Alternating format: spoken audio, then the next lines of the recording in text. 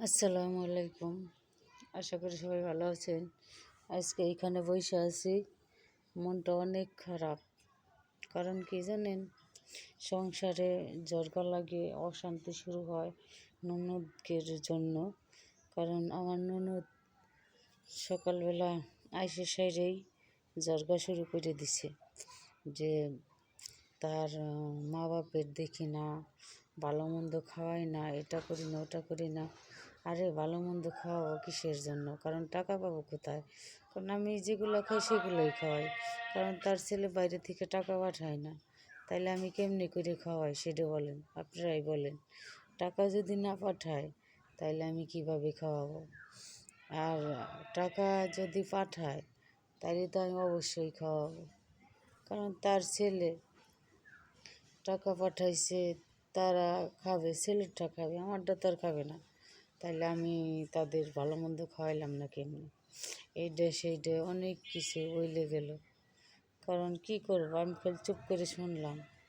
কারণ সংসারে অশান্তি হয় ননদের কারণে।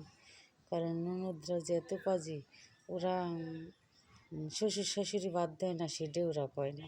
কিন্তু মা বাপের ভাইয়ের ওরা ভাইরা খাওয়াইলো না, ভালো মন্দ পড়াইলো না, ওরা সেইটাই কয়। কিন্তু এরকম কওয়া ঠিক বলেন? কারণ টাকা না থাকলে, ছেলে যদি টাকা না পাঠায় তাইলে আমি কিভাবে খাওয়াই? ছেলে পাঠাইলে তার ছেলে আমি অবশ্যই খাওয়াবো, কিন্তু আমার ছেলে মেয়ে নিয়ে আমি কষ্ট করি। তাহলে আমি তাদের দেখলাম না, খাওয়াইলাম না ভালো মন্দ, সেটা বলে, আপনারাই বলেন।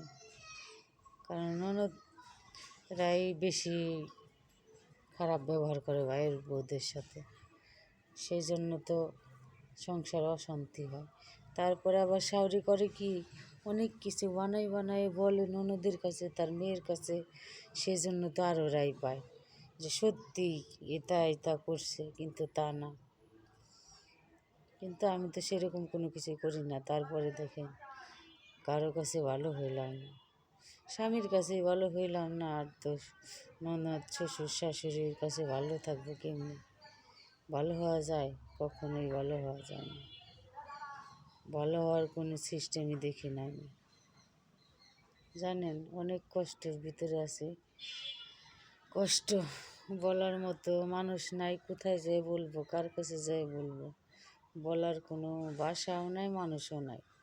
সেই জন্য তো সংসারে আরও অশান্তি হয়।